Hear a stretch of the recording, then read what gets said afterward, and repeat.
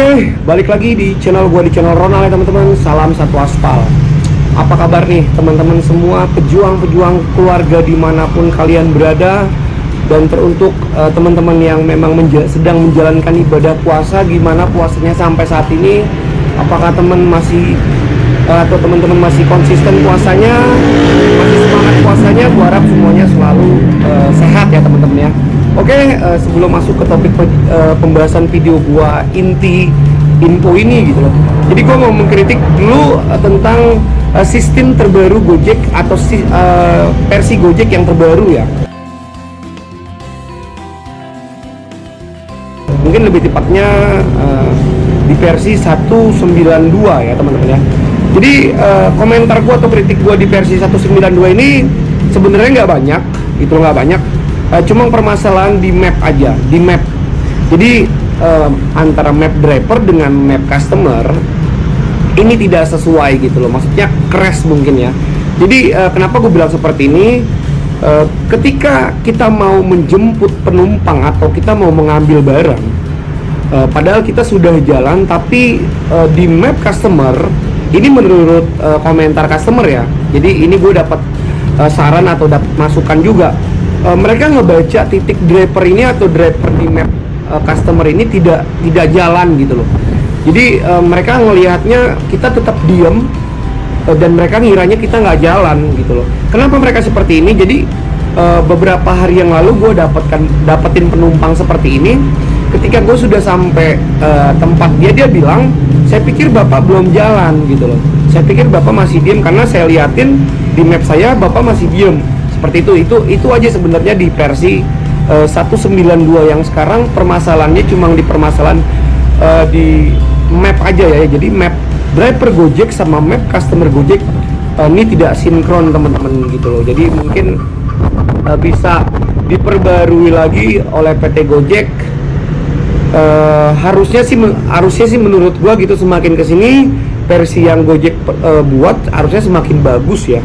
Jadi bukan semakin kayak error gitu loh ya. Mungkin namanya sistem pembaruan itu tetap pasti masih ada, gue yakin itu masih gitu loh. Jadi mungkin ini masih kayak tahap uji coba, mencoba sistem dan sebagainya. Oke lah, nggak apa-apa gitu loh.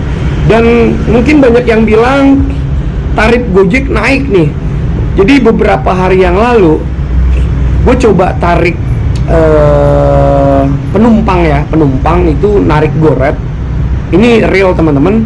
Jadi yang biasanya ongkos di 11.000 atau 10.400 ya mungkin ya, di tempat gue sendiri ini jadi 12.000 teman-teman. Gue nggak tahu kenapa. Dan banyak juga teman-teman driver Gojek di sini, apalagi pemain-pemain GoRed bilang kok tarif GoRed mahal ya sekarang. Gue nggak tahu kenapa. Dan banyak info yang bilang katanya memang mengalami kenaikan harga ya, tapi gua nggak tahu seperti apa. Tapi untuk tarif GoRed yang sekarang ini itu lebih mahal dari GoSend dan GoPut teman-teman. Jadi biasa tarif 10.000 jadi 12.000 gitu loh. Itu seperti itu. Jadi itu aja mungkin gua nggak tahu kenapa GoRed jauh lebih mahal saat ini. Apakah karena driver di tempat gua tidak mau bawa GoRed atau rata-rata memang driver di sini memang pemain-pemain Send semua ya. Seperti itu. Jadi kenapa ongkos ini mahal banget, gue nggak paham seperti apa. Mungkin teman-teman ada yang tahu atau di kota-kota teman-teman sendiri seperti apa. Apakah harganya masih normal atau memang harganya memang ada kenaikan? Gue nggak paham di sini. Tapi yang jelas ongkos GoRide dengan GoSend mahalan GoRide teman-teman. Jadi GoRide ini nggak tahu yang biasa 10.000 jadi 12.000, kadang 13.000. Bukan lonjakan ya, tapi memang gue sudah perhatiin itu mahal banget teman-teman gitu loh. Oke, jadi masuk ke topik video pembahasan ini ya teman-teman ya. Jadi gue dapat informasi menarik nih teman-teman di sini. Jadi beberapa jam yang lalu temen gue ngirimin notifikasi atau info ya, mungkin gue lebih tepatnya sih bilangnya info ya, info Gojek gitu ya. Informasi data profil akun Anda terindikasi memiliki perbedaan dengan data EKTP yang terdaftar di sistem. Sesuai dengan peraturan perundang-undangan yang berlaku dan tertib Jack, profil mitra harus sama dengan kartu identitas. Data profil pada aplikasi akan kami perbarui sesuai dengan eKTP Anda, seperti nama dan tanggal lahir. Jadi mungkin di kota-kota atau di tempat lain atau dimanapun teman-teman berada dapat notifikasi seperti ini dalam memperbarui mungkin data diri ya teman-teman ya. Mungkin menurut gue di video ini seperti itu, atau notifikasi tentang data diri driver Gojek atau data diri kita sendiri. Jadi jika teman-teman dapat notifikasi ini atau dapat pesan notifikasi ini di aplikasi driver Gojek, teman-teman nggak usah khawatir. Jika ada yang mendapatkan notif di atas atau notifikasi seperti apa yang gue bacain tadi, nggak perlu khawatir teman-teman. Notif ini hanya tampil pada aplikasi mitra yang terdeteksi memiliki perbedaan antara data driver yang di Gojek dengan eKTP yang saat ini dipegang gitu loh. Bisa jadi ada perbedaan gelar, identitas, alamat dan sebagainya. Jadi ketika teman-teman dapat notifikasi seperti itu, biasanya teman-teman disuruh mengklik di sini ya. Jadi ketika teman-teman klik di sini, tampilannya seperti ini teman-teman. You have already taken the survey.